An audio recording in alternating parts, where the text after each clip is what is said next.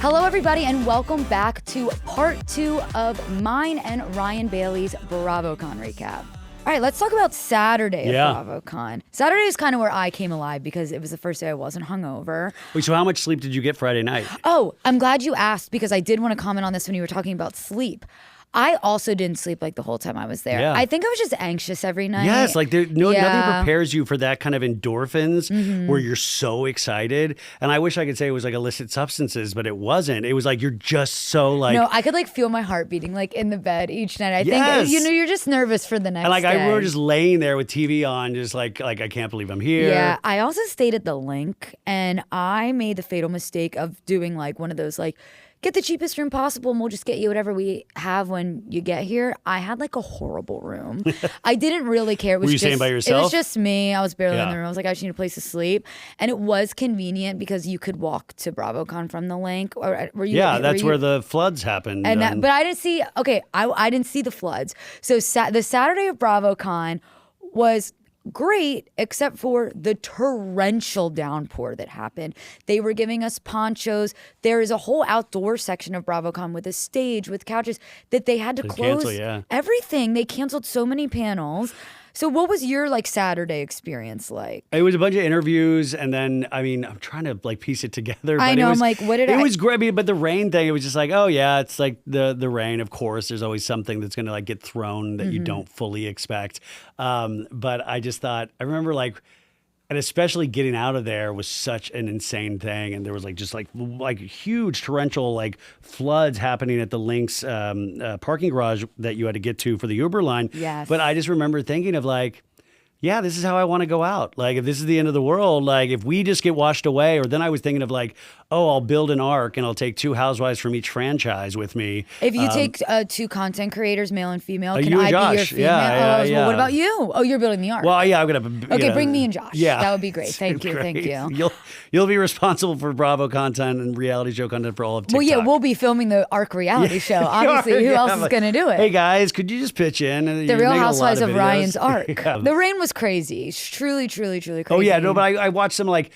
Jeff was doing another like panel at the live stage. I hung out with my buddy Doug Buden. I was doing a bunch of interviews, but it was like pretty like chill and fun. And I got to tell you, there's nothing beats like talking to somebody that actually listens to your show and gives a rip about anything that you do. And I don't think I will ever get used to that. No, totally. And it's that happened to me where like I met someone on Saturday and she quoted something that I've said in like past TikToks. Yes.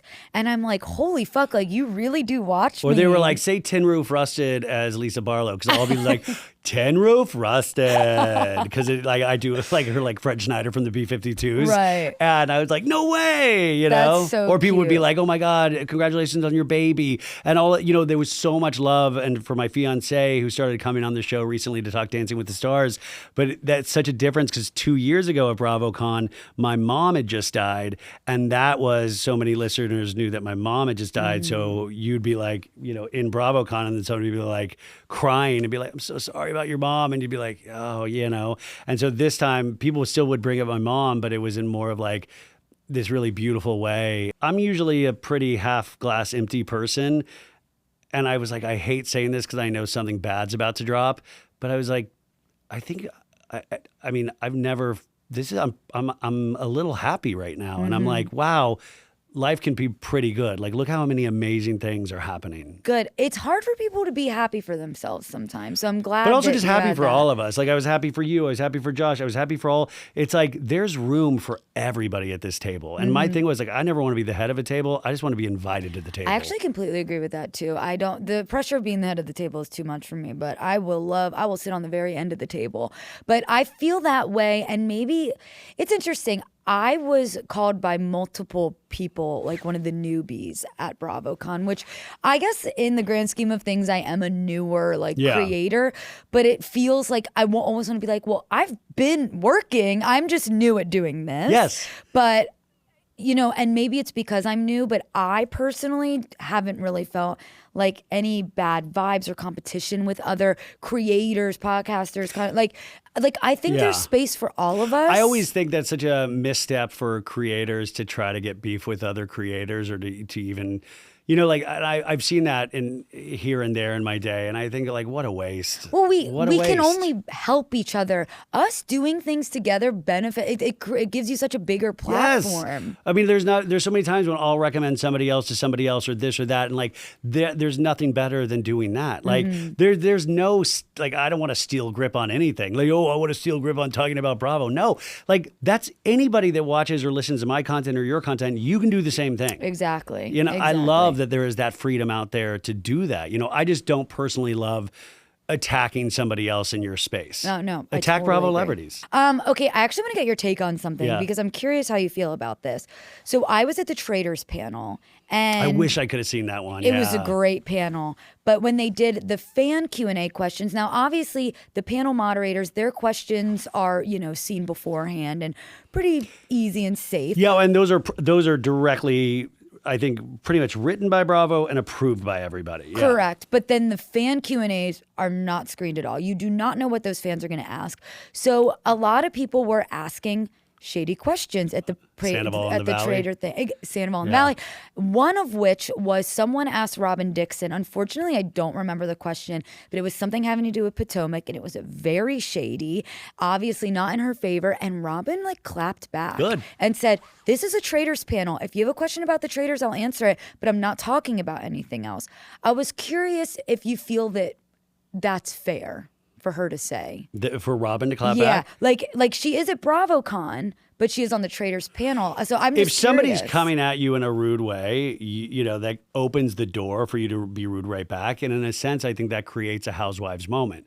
You have a Housewives question? Well, you just got a Housewives moment. You're and you so participated in it. So to me, that is like a little bit of a gift. And it's like, when I hear that, because I didn't get to see it yet, is that I'm like, good for Robin, man. Like that almost impresses me about Robin of like, oh, okay, good for you. Well, yeah, and it was a memorable moment that I'm still talking about. I mean, right? those are the things memorable. I remember a couple years ago at the Beverly Hills panel at BravoCon, the one guy was like, Kyle, stop trying to Teddy happen. Teddy's not going to happen. We don't want to stop making Teddy happen. And Kyle's like, Teddy is very much happening in my life and in all of our lives. But it was such a shady comment that ended up getting picked up by so much press. And I know, the fans loved that, Right. I love that they do the fan Q&As. And, on these panels, they really do give a lot of fans the opportunity to ask questions. Now, obviously, some people use those opportunities to do different things or say, "Oh, I love you," and da-da-da. But the ones that really ask these questions. Jordy Cray was great at he the asked questions. amazing Great, questions. really thought out.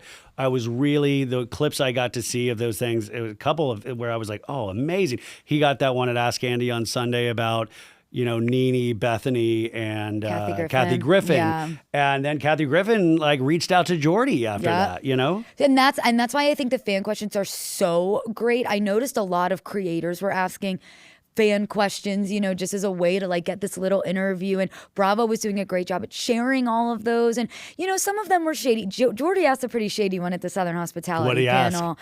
I loved it. He said he does a good job. We're talking about Jordy Cray. He does a good job at being a little shady, but still friendly, I guess. Yeah. And he asked it to Emmy. About Will? And he said something like, "I hope you have an ironclad prenup for when Will cheats on you again." And Emmy was like, "First of all, Will has never cheated on me," and really fought back. But I was eating it. But by the way, that's Emmy's character. That's what we saw her on the last season of really defending this man. Yeah. And Will was there. He was backstage.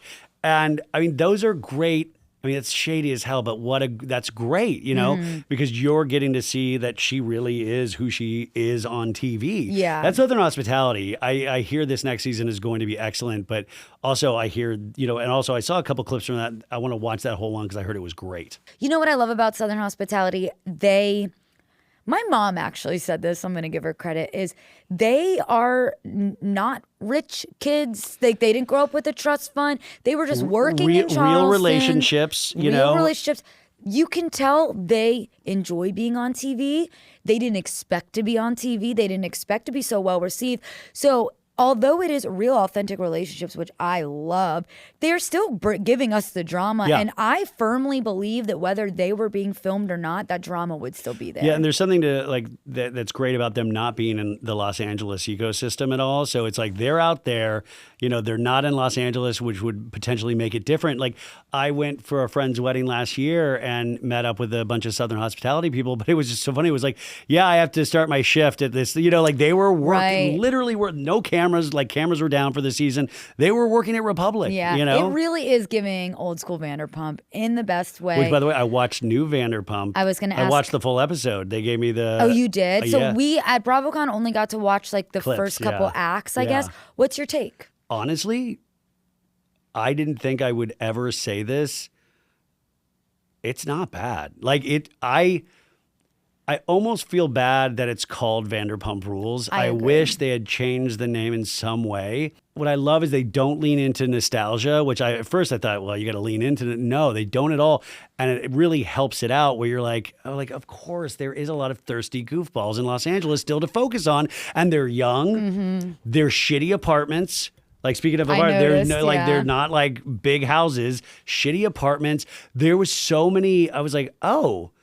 The only times that I felt sometimes it slowed down was when Lisa would, kids, you're being naughty. Or when she's walking through the kitchen, like, chop, chop, what's taking so long? I'm like, I know you don't go back in that kitchen. The realest moment in the pilot episode is them like saying, like, I only made $50 tonight. Because it's like, yeah, are we going to talk about the Sur is not like the hot spot that it once was? Yeah, I do. I completely agree with you. I think, I do think it kind of set them up for failure by calling it Vanderpump Rules. But I think from what I saw, they did a good job. They're their own thing.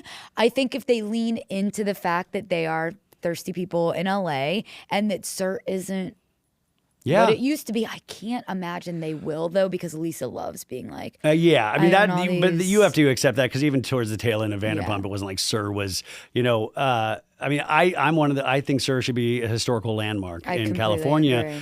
But I went in like going like, oh, gross, like da-da-da. And I have to tell you, I watched it last night and I was like, am I crazy? Like I even told my audience, I was like, I really want you guys to watch it because am I crazy? But I think this could work. And the audience is going to hate it regardless for the first, it's like the same with The Valley. Like I've learned to stop saying like, who needs this, because it's like, everybody said that about The Valley. Expectations are always going to be low for any new show. So it's going to already get hated on. But if it can hang on until the end of the season, and I think with shows like this, you already got to give it a second season because that's when it really will pop off. And I don't know. Before I would have said no chance that this is going to work. And then after watching it, I was like, there is this offhanded chance. I mean, it was like the right age demographic.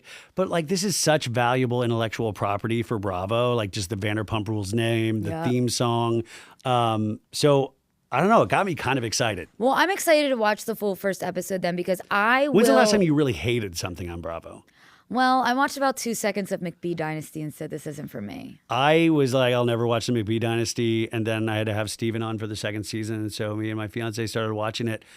We got weirdly into it. No, people love it. And I'm going to give it another chance. People love it. We got weirdly into it. Then we went back and watched the first season. And we were like, yeah, we kind of like this. Yeah. That was another one I didn't want to like. Yeah. Look, I'll be honest with you, Ryan. I didn't love the Vanderpump season 12 that we got to see at BravoCon, only because I felt like I have a big issue with this. I felt like it was a bit put on, a bit like we know we're on reality TV. I felt like it could have been a lot more put on. I was expecting way more performative behavior. And look, there were some characters that I genuinely loved, though, just from seeing 10 minutes of them. And I can't think of her name, but the girl that they're all saying is crazy. Yeah. Do you remember her name? I wrote like it Natalia down. or Natalie? Natalie, I think. Yeah. I fuck with her. Yeah, she was great. Because I think she is so her. Yes. I think what we're seeing of her on camera is the same off She's camera. the singer, right? I think so. Yeah. Yes. So look, I'm looking forward to it. And again, I love a show where there was relationships prior.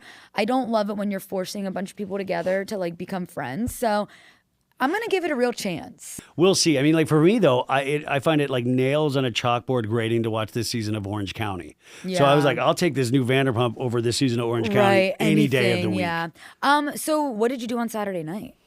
We did a podcast meetup with me and another podcast, Pink Shade, that focuses a lot on TLC but does a little Bravo.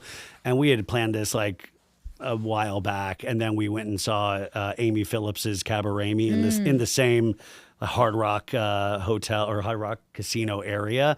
So did that, and then I went to the Crappens meetup at Paris because that's where I was staying at Paris. Okay, and I got to talk to Ronnie and Ben, and Gibson was there, and then I was like, you know what, I should call it. I called it, and I called it right to the Wheel of Fortune slot machines. Did you win? No. And that's Vegas, baby. Yeah. What happens in Vegas? If you don't feel like Vegas. a loser once you leave Vegas, then you're not doing Vegas right. 100%. Yeah. Like, what did you do? The creators? I went to party? the little. The podcast, the Bravo Docket, put on a creator happy hour where it was creators and fans, and you know what? It was karaoke too. They did a great job. Yeah. Well, when I first walked in, someone was singing like a hardcore metal screamo song, and I was like, I can't do this. It was the Bravo Docket. It was Andy Cohen, actually. Yeah. That was good, but that wasn't very long. I think I honestly probably went up to my room at 8 or 9 because I was doing the Bravo creator carpet. This was another video I loved of yours talking about the reality of like, I want to do good. I'm sitting here thinking of my questions. And I watched that and I was like, I love that because that's the thing that like, I want to see people putting in work, putting in thought, like really trying to make moments or make something special, not for yourself, but for the audience or for the people you're interviewing. And I loved that video. Yeah. Yeah, I was so nervous. Now, I'd never done a carpet, an interview like that before. It was my first carpet. I had all my questions printed out. I was very prepared. I barely slept. And then how much of it did you throw away on the day of, right? All of it. Yeah. Most of it. That's why you prepare so hard so you can throw away everything. You know? So, but then, when you're, I'd rather be overly prepared. Exactly. I was nervous, obviously, but I wasn't nervous that I was going to fuck up. It was just normal. Like, I knew I had questions. I had backup questions. And then when you get there, though, like, you think about 10 other questions in the moment, or you're most like, of the questions something's happening, and you're like, well, we got to talk about this. Most of the questions I asked, I didn't even have planned. But no, it was really amazing. It was the first year that Bravo ever did that, where they had their own creator carpet. So again, this was my first time. I didn't know that this is how this worked, but like you walk in, your name is at like a certain part of the carpet. My name was towards the end of the carpet, and they did say like, do you want to who were you around? I was near Morgan P. Talks. Do you know who she is? Oh yeah, I love Morgan. And I really like her, so it was nice to be like next to a friend. Riley Hamilton, do you know him? Yes, and he was so like I knew I knew all like the people around me, which was good. But and they did make a comment like you could move yourself up, but I was like, you know what? I don't want to be up first. Like that makes me nervous. I don't mind being at the end. Everyone was congested up at the front. Yeah. So I liked having my space. Now, granted, me being sometimes I'm a little too nice and maybe I should have gone up to the front because by the time people got to me, they either ran out of time and couldn't do any more interviews. So like, or they just, everyone was exhausted. It was the Sunday of BravoCon. It was their third day of press. And I was really happy with the interviews that I got. I wish I would have gotten a little bit more, but I think for my first time, I have no complaints. That's it. Just ripping that Band-Aid off and going, oh yeah, I can do this. Oh, this isn't really that. This isn't a thing. Yeah, this is just part of it. But it was funny. I actually saw you right after I did it. Yeah, I think I had just finished.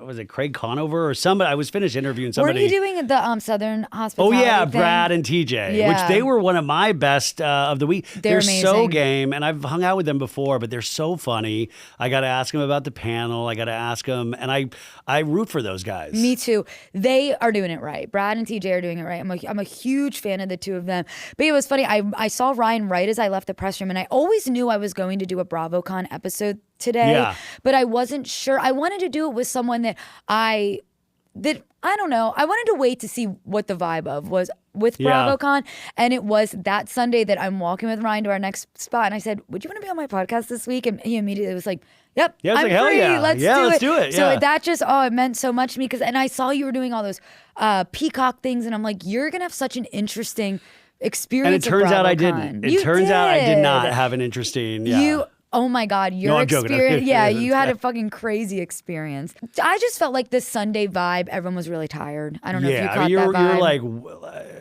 yeah, you're rode hard and put away wet. Or, Yeah. like it was. I was just like I was so tired of that. I'm trying to remember the last moments, and then leaving and because no, I had to drive back to L.A. that night because I was on Jeff Lewis on Sirius the next morning. Oh yeah, so get this. I go back and I have to do a pre-interview for Jeff. They do pre-interviews now and talking about like this and this and this is what happened and this is what happened.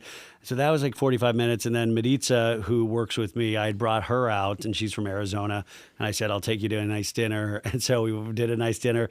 Then I packed up and like this, I'm loading like I had to make 2 trips to the car to load shit, and then I was on the road, and I think I got in like 2:30 in the morning and woke up at 7 and was on the radio. Yeah. For those that don't know, I mean, I've driven to Vegas a million times. It's about 4 to 5 hours, right? Driving home from Vegas is hell on earth, in my opinion. You're tired, you're exhausted. Yeah, I only did it though because they were canceling so many flights. And once I got hired by Bravo, I was like, I don't want to. Yeah. I was like, maybe I should move here just to make sure I'm here for this opportunity. Like, I don't want to screw this up. They do have buses that leave from downtown because that was my backup plan. I was like, if my flight gets canceled, I'll take a Greyhound. It turned out to be fine. I just listened to like my audiobook and stuff, but I was so tired. Yeah. I mean, it was so insanely tired. I hadn't, it was, but I was like, well, once again, this isn't rocket science. This is what a treat, what a gift. Like that was the thing, is like just overall appreciation and gratitude for that experience. Oh yeah, we're complaining about being tired, but like we wouldn't have it any other way. Like no, I just sometimes go, imagine how much more appreciative I'd be if I had sleep. Like that's like oh my God, I would probably be able to think even clearer and have. I know. I need to get on that like melatonin. Oh, this is huge news that I found out that I did get Shannon Bedore to agree to a sit-down interview with Archie Bedore. I've got her dog. Wait, Archie Bedore. The dog. Remember, she was like so excited for me, and then she put it. Yeah. Oh, Shannon loved that. He would love that. Well, because she won the Bravo for like the best Bravo animal. He's gonna love this. You could tell she was. She was so touched. tickled. And I loved that. They were at that Friday night after party, and her and her daughter Sophie, and we were talking about that and 80s rock bands. Oh yeah. And that Tamara needs to treat her nicer. My Sunday was a little different. So after BravoCon, I was obviously so tired, but I spent a lot of time with Josh the Roni Stan, who's a mutual friend of us too. And he had never been to Vegas before. Can't believe that. And we had only really spent time at the Link, which isn't so nice. So I like made it my goal. I'm like, I'm taking you. I'm doing Vegas for you because I love Vegas. I always have loved Vegas. Golden Nugget?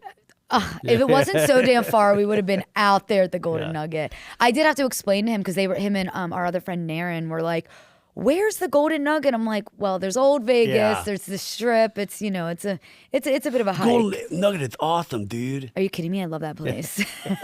But so we went over to the Venetian because I was like, they had never gambled before, so I'm like, let's go to a nice place. Let's ruin Josh's credit limit. See, and you know what? Josh loved gambling. He was like, I don't think I'm a big gambler. Flash forward to him putting 20 in, putting 20 in. My game is I get nervous with the table games. I don't like a dealer. I do Wheel of Fortune slots. That's my game. We do, I do, which now we do because Josh loved it, electronic roulette. Where it's a real ball, but you don't have a dealer. And it's nice because you can kind of like sit back. Like you don't have to bet every single time. So it was a good thing for me to like teach him how to do. But then so, we're having fun, had a few drinks, and we're like, I kind of don't really want the night to end. We caught wind that there may be a bit of a Bravo celebrity spotting somewhere. So we went to Piranha, the gay club in Vegas off the Strip. We go to Piranha, honestly great bar. And we're there for about an hour. We're dancing around, fun. No one showed up. We're like, well, whatever. We're still going to have fun. As we go to leave, we're like, wait, who's at that table over there? Angie K, Mary Cosby, Sutton, and Michael's from Southern Hospitality. They're all at a table at the corner. At Piranha? At Piranha at 2 a.m. watching a drag show, throwing money. Like, I'm like, if Mary Cosby is up, I need to stay up. And like, how many people are around? Like, how big is the crowd? It was a pretty secluded table. So it was like, there was like, let's say this is the little stage, right? Yeah. And this is the drag show right in the middle. They're sitting over here, but the whole stage is blocked off because of the drag show. So I don't know how close people were able to get to them once this opened up, but people were pretty far away. But you could But just to see. just to sit there and be like, holy fuck. I Yeah, made a right? gay club in Vegas and Mary Cosby's right And in front of then me. that's the bizarre thing, because then you start producing content in your head of just like, oh, this would be a great episode of Salt Lake City. Truly. Well, Well, Mary and- Cosby at Piranha, like I was like, then you just start like, oh, we needed this shot and this shot. Right. When I ran into a bit of a moral dilemma too, because I was like, this is insane. So I was filming them there, and then I went to post it, and I'm like, they're at the bar at 2 a.m. BravoCon's over. They're off duty. I ended up not posting it because I'm like, I don't want to be the one invading their privacy. And also, I think there's something beautiful about that in a sense, because you also have to.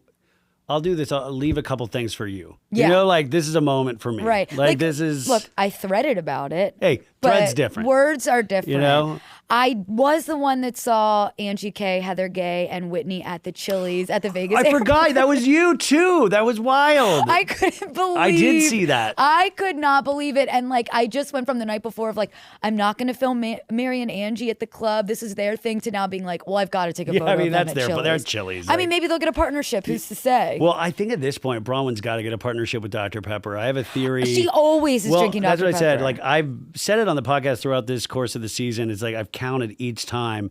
And because Lisa Barlow is really deft at this with the Wendy's and the Kerastase. And I'm like, there's a reason. I think Bronwyn genuinely loves Dr. Pepper, but she's now been in scenes or mentioned it 6 times this season and this week's episode. So I was like, she is gunning for some sort of placement with them. Like, there's just no way this is randomly happening. Dude, by the way, props to Lisa Barlow with Wendy's. She is their best brand ambassador. How about her bedazzled Wendy's cup that she brought to the panel with her?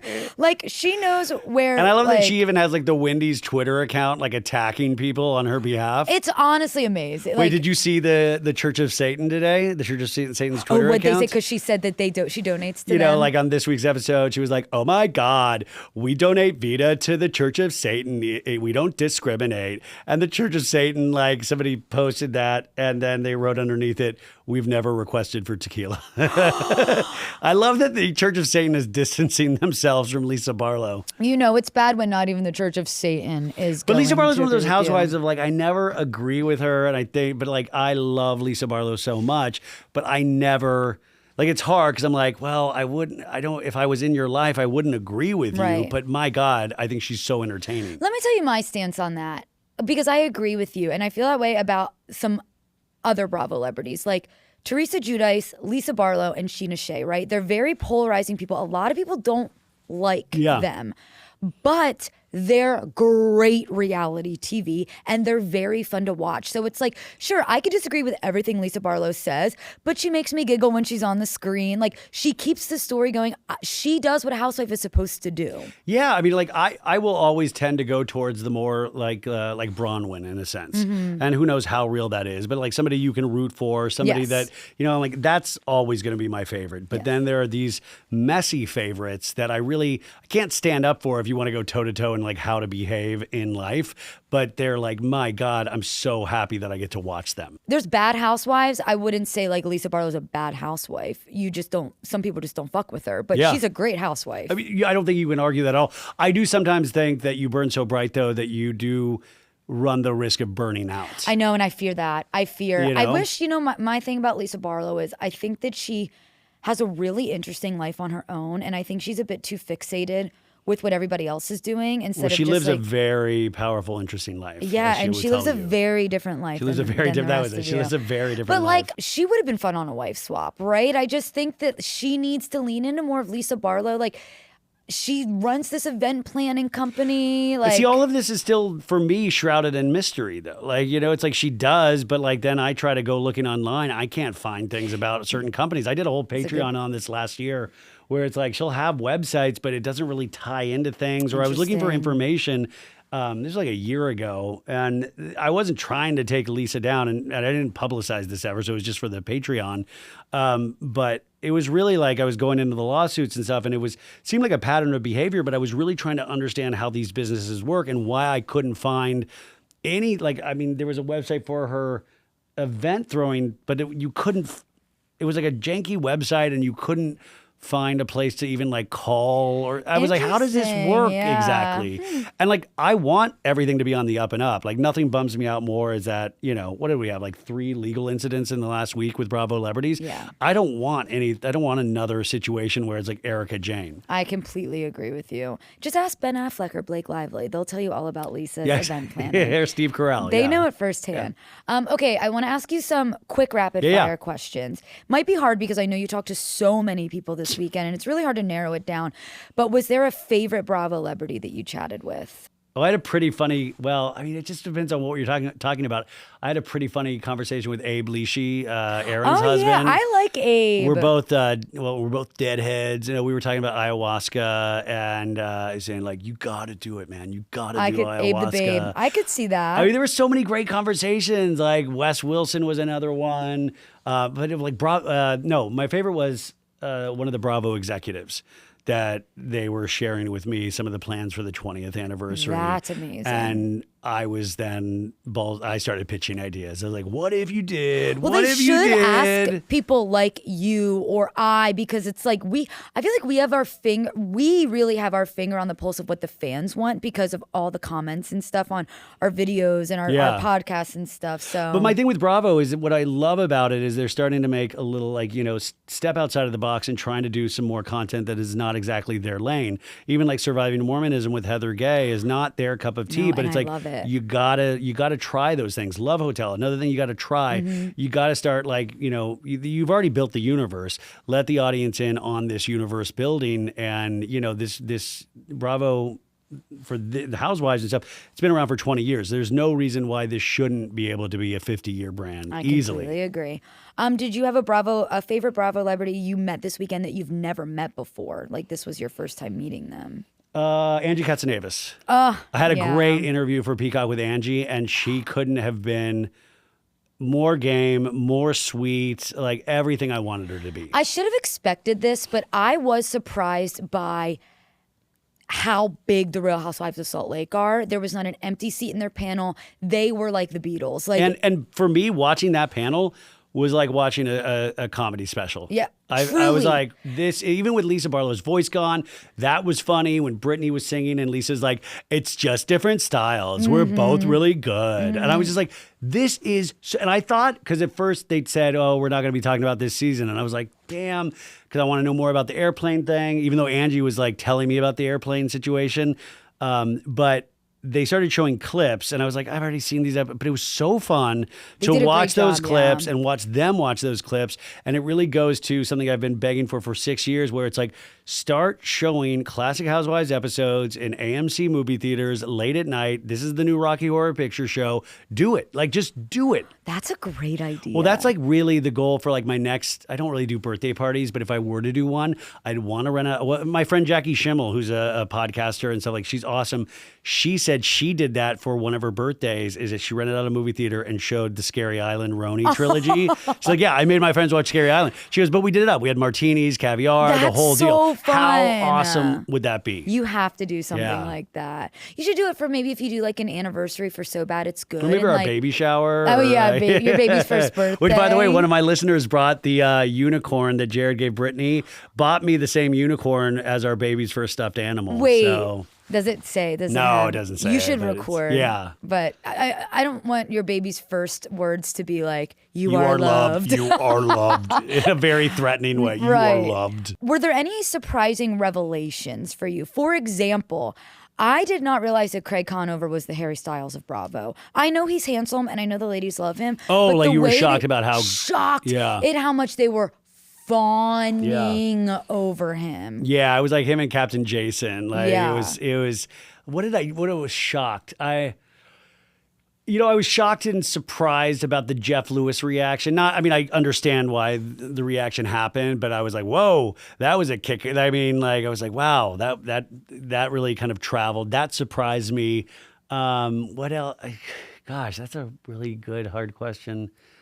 Because I think when you're a Bravo fan, every time I'm like, well, it takes a lot to surprise us, and then something does. Yeah. You know, like it was like the Dr. Wendy thing. Right. I was surprised Dr. Wendy and Eddie were there. Same here. And they looked like their heads were held up high. Yeah. I'm very curious to hear their arguments of what actually happened. Yeah, and how they said everything was allegations, right? They really like stood their ground. So no, that was. And then surprising actually to me, right before too. we recorded, I saw that their lawyer put out another press release because it was revealed today that they had like 40 credit cards in different people's names. Oof, you guys. But you know what? Loved her wife swap episode though. Yeah, that was another thing. Talking about Bravo like taking a left, you know, when they're used to taking rights. I loved Wife Swap as a Genius. series. Genius. Keep doing it. I'm always a bitch for a Bravo spinoff. I mean, I loved Winter House. I really wish they would bring that back.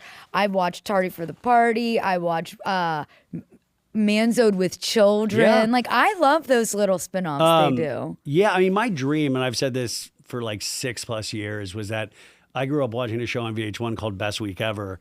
And where it was like a lot of comedians and stuff like that. Yeah, and they would do little like... it was like what the entertainment news stories. And, it was like, each person would have a little talking head. And I want to do that every week of like the week in Bravo where it's content creators and, like you or me, like have that every week as a way to acknowledge the news that is going on in Bravo and also like any kind of current events that are just happening in between seasons and have like just content creators commenting on it. Ryan, it actually shocks me that they haven't done something like that yet because I might have talked to the Bravo executives about this at the party. Good. Well, I just like it's right there. I mean, go ahead. And also because they're so, and if anybody steals this, I will sue them. Probably not, but no, he'll sue you. He has lawyers on retainer. Yeah, I'm like 7. I'm a very important person to my lawyers. It's all about teaching the audience, about these shows and also about Peacock and that there is this streaming service where you can go back and watch every season of the Housewives. You can literally, but you need to like lead people to that path. And so I think even if you didn't do current events, you could literally do, the taking like Roni season 1 and having a bunch of content creators watching it. And that's like a feeder system into getting people. You got to teach people the history. You have this network for 20 years. You have a lot of newer fans since Scandival, but you need to show them the classics. We need to open the schools. Right. And then from more of like a logistics standpoint too, if you're throwing, let's say it's like a round table type of thing. And I always imagine something like how Chelsea Lately used to be. Yeah, right? Panel shows used to be great. Right. Yeah. And like you throw 4 or 5 people in there. Well, those are 4 or 5 content creators that all have their own audiences, right? So you're not having to build an audience from the ground up. You're bringing 4 different people's audiences to this one show. I mean, hello. It's like all about such a good impressions. idea. It's all about that. So like, to me, it's a no-brainer because I'm like, you have this huge catalog that is out there, but we're not publicizing it in like any kind of real way. And if you're going to celebrate the 20th year of something, like lean into, don't lean into the nostalgia with Vanderpump Rules, but lean into the nostalgia of Bravo. Right. I completely agree with you. Great idea. Great pitch. No one fucking steal it. So Kate's in. We got one. I'm in. Yeah. I mean, you let me know. And if I'm not on the panel, I will be in the audience like, let's go. You guys are the best. I love you. True. Was there anything else about BravoCon that you feel like you missed? I feel like we covered a lot of bases. Just like my soul, I left that there. Yeah, that's going to be my there for a while. I mean, I honestly just am starting to feel like myself again today. Like the last couple of days have been rough. Going to Vegas, just full stop, is hard to come back from. BravoCon in Vegas is the craziest thing ever because it's 2 very overstimulating things in one area. But that's kind of the magic. People loved it. It's in Vegas. Yeah. It's in I felt like it was so well received. It was such a great time. Now, I'm lucky enough that I got my ticket comped, but I just, from what I saw, feel like it's worth the money. My thing Bravo. is, even if I didn't have my ticket comped, I would have paid for it. So would I. Josh paid for his own ticket. Listen, next time I might have to pay for it. Like that is just, but if you're a fan of something, there are so few experiences in life that actually make you happy. And I think you have to lean in, especially in these times, lean into that thing. And that's why I always loved about Coachella was that I was like, when are you going to get a chance to see 60,000 people that are smiling, that are happy? Like I remember walking around the polo fields at Coachella and just high-fiving strangers, like yeah, vibes are high. It's the same with BravoCon. And it's like you get to pay to be around like this environment that you're like, this is great. Like it's great to like get out from behind your phone or your keyboard. And sometimes that can almost put you in this kind of intense state where you're arguing with people and go like, this is us. We're all watching this together, Right. you know? And I think there are very few moments. So that sometimes costs some money, and I think it's worth it. I think so too. Well, I took up so much of your time. Well, I Thank you. hope this wasn't bad. That's Are why I you, always. Ryan, you truly like I know I said this in the beginning, but it truly is such an honor that you came on my show. You are a I've been a celebrity fan of in yours. the Bravoverse. You are a celebrity to me. Like that's what I'm saying. Like my fiance, I was coming on. She's like, "Oh, I know her." Yeah, it's like, of yay. course, like that. You know, you have a skill that I wish I could learn. But on top of that, your points of view are on point. Your humor is on point. It's all there. You know. Thank you. I appreciate that. Please tell your fiance congratulations. I will. And I'm so excited. Yeah, for that when was you crazy. have That little was like Madison. going after sleeping 11 hours on Monday night. We went into the 5-month like anatomy scan, yeah. which was like this 3-hour scan, and that was like after sleeping 11 hours, and I was still not feeling alive. And just watching your baby, you're like, this is insane. You're like sitting there, like, so when's the Q&A portion of this anatomy? Oh, Yeah, no, it's it's like, sorry, we're not at a because panel. he's good. Yeah. I'm just humming while watching the baby. You're like looking around, where's Sheena? Where's Sheena? It was like, no, the doctor was, I don't know, like old school Beverly Hills, but the doctor was talking about like birth rates and that even old, like women into their early 60s through IVF have had some babies. Wow. And we were like, what? And I immediately, there was like one season of Real Housewives of Beverly Hills, second or third season, where Kim Richards, Kyle's sister, is a little bit of a mess and goes, I think I want to have a baby.